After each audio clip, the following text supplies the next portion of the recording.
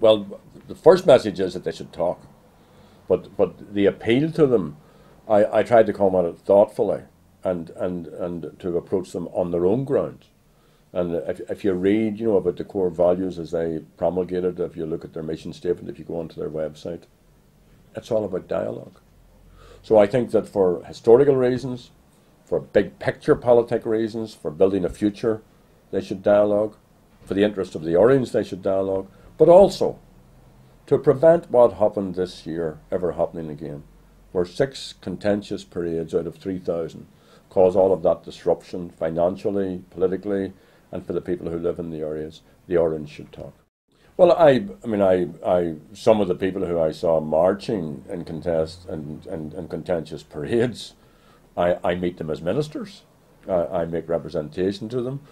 We get on well in terms of our working relationship. So I don't want to be, making judgments, but my notion is that the vast majority of people want things to be sorted out. The vast majority of people don't want the type of discord, violence, and destruction that will be exploited by rejectionists from either the fringes of nationalism or the fringes of unionism.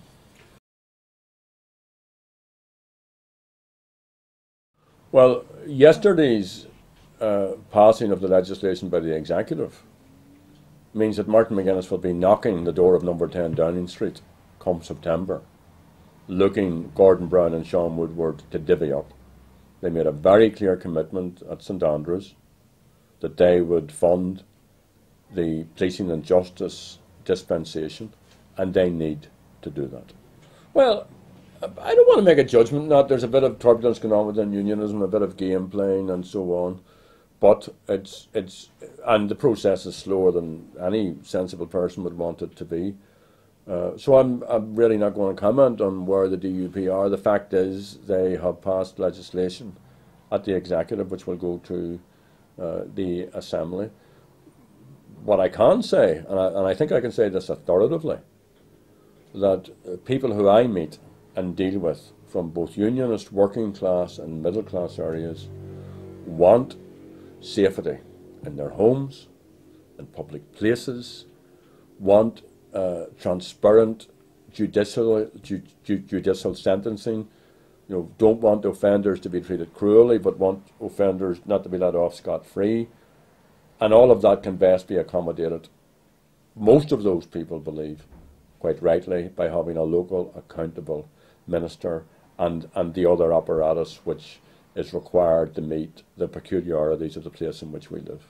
Well, I mean, the DUP, because of the little bit of turbulence in unionism, and this was most obvious during the recent European election, obviously have elements or are open to negative influence by elements outside their own ranks, which don't want equality, don't want fairness, don't want these issues to be resolved. And it isn't just on policing and justice. I mean, Act na Gaeilge, other outstanding issues need to be tackled as well. But the judgment in this will be, as it will be on all of us, on whether the Assembly delivers. One thing is for certain, those people who I'm talking to within unionism, just ordinary folk, just ordinary people, will know who's not delivering on policing and justice transfer. Won't be Sinn Fein. We'll know who's not delivering on education. Won't be Sinn Fein. We'll know who's not delivering on issues pressing down on the economy or poverty or people who are going to be negatively affected by the continuing recession. So, let's go forward together. Yesterday was a good day's work. Let's build on that. But let's not let this British government off the hook. It has obligations to fund this, and it needs to come up to the plate come September.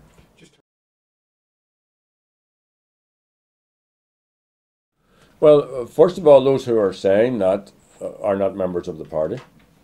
They're commentators who rehearsed this argument 5 years ago, 10 years ago, 15 years ago, 20 years ago, who got it all wrong, who were wrong in the peace process, who were wrong in what has developed, and they're wrong on this issue as well.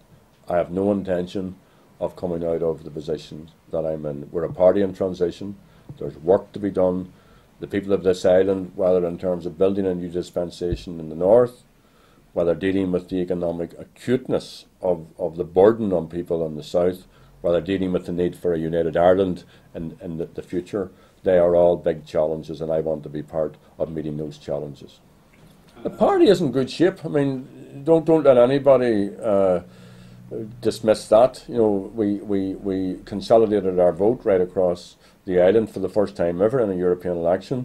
A non-unionist topped the poll in the personage of Barbara de Bruyn.